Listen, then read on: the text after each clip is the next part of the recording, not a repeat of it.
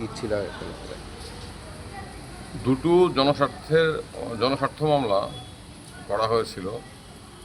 দুটো জনস্বার্থ মামলারই মূল অভিযোগ ছিল যে ত্রিপুরা উপজাতি এলাকা স্বশাসিত জেলা পরিষদে অবৈধ নিযুক্তি দেওয়া হয়েছে। অর্থাৎ কোনো রকম বিজ্ঞপ্তি ছাড়া, কোনো রকম ইন্টারভিউ ছাড়া, যোগ্য প্রার্থীদের বিবেচিত হওয়ার সুযোগ না দিয়ে বাঁকা পথে স্বজন পোষণের মাধ্যমে, দুর্নীতির মাধ্যমে উপজাতি স্বশাসিত জেলা পরিষদে প্রায় 200-250 পদে, এর মধ্যে তৃতীয় শ্রেণী, চতুর্থ শ্রেণীর পদে নিযুক্তি দেওয়া হয়েছে।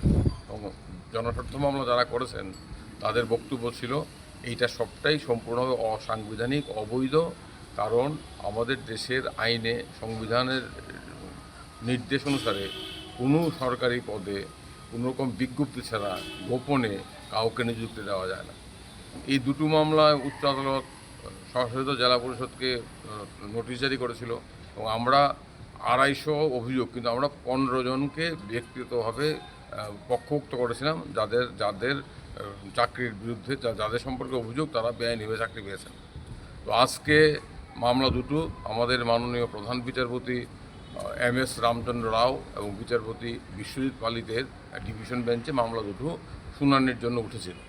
আজকেই স্বশাসিত জেলা পরিষদের পক্ষ থেকে হলফনামা দেওয়া হয়েছে।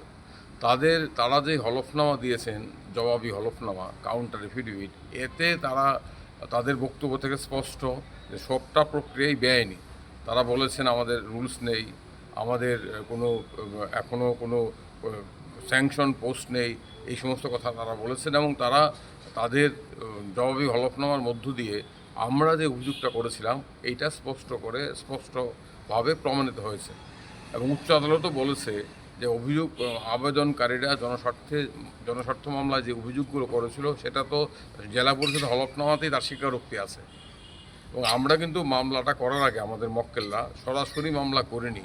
মামলা করার আগে জেলা পরিষদকে নোটিশ দেওয়া হয়েছিল, তাদের কাছে জানতে চাওয়া হয়েছিল যে সংবাদপত্রের খবর অনুযায়ী 250 পদে বেআইনি নিযুক্তি হয়েছে বাঁকা পথে। আপনারা যদি হয়ে থাকে সমস্ত তথ্য দিন, যদি হয়ে না থাকে এটা অস্বীকার করুন। তারা কিন্তু কোনো জবাব দেয়নি।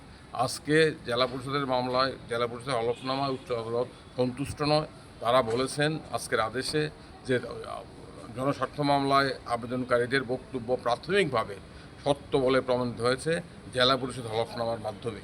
সেই কারণে যে সমস্ত চাকরি প্রাপককে আমরা সরাসরি মামলায় পক্ষভুক্ত করেছিলাম 15 জন, তাদের বেতন প্রদান করা বন্ধ রাখতে নির্দেশ দেওয়া হয়েছে পরবর্তী আদেশ না দেওয়া অবধি।